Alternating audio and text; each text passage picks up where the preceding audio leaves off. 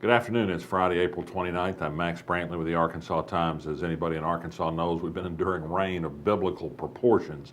It gives me another opportunity to raise some degree of skepticism about the highway department when they talk about how they'll make their proposed 10-lane freeway through the heart of Little Rock just as friendly as possible in the construction, all kinds of means of speeding it up and not disrupting traffic. Their work on the Broadway Bridge reconstruction has created a sump whenever there's a heavy rain.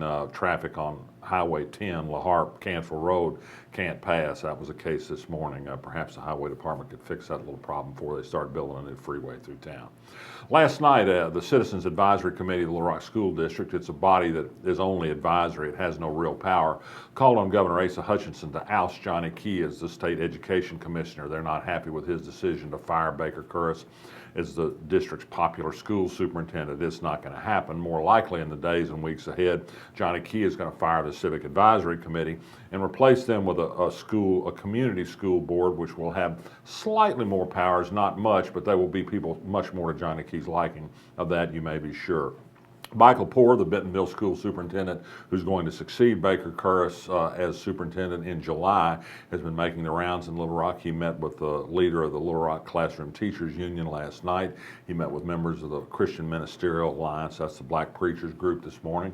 He's going to drop by the Arkansas Times this afternoon. We hope maybe to get a little on-air interview with him for our podcast this afternoon, so you might check in on that.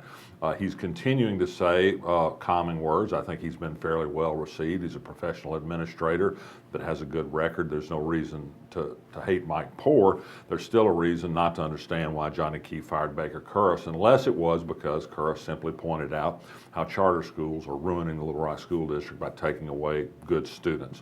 It so happens that today the Education Week has issued a report on studies of school test scores and racial achievement gaps in school districts across the country. What you find is that concentrations of poor students inevitably lead to poor educational results. It's not really brain surgery to know this. And of course, Little Rock has had an ever higher concentration of poor students, particularly because charter schools have taken higher income students out of the district.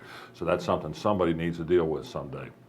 I'd point you to the Arkansas blog today to take a look to a link to a story in the New York Times about backlash at George Mason University in Virginia after the decision to name a law school after Antonin Scalia with a $30 million gift from the Koch family and some other rich conservatives. This finally brings to a head a long issue, which is how George Mason, which is a public university, has become known as a main outpost for conservative thought, thanks to money given by rich people to establish programs that advance their particular political agendas. Could happen here, has happened here. Of course, the Waltons gave millions to the University of Arkansas to finance a school of education reform that pumps out propaganda, for example, in favor of charter schools and against teachers' unions, and that's been a big factor in what's happened in the Little Rock School District. So take a look. It's about an issue of academic freedom and whether universities sell their birthright in return for money, which they desperately need because states are giving them less money. The Hillary Clinton Correct the Record Super PAC, which is working to elect her to president, has begun a series of videos intended to humanize the Democratic presidential candidate. One that we've shown today features a Pine Bluff woman who praises her for starting the hippie program, which helps poor mothers prepare their children for school.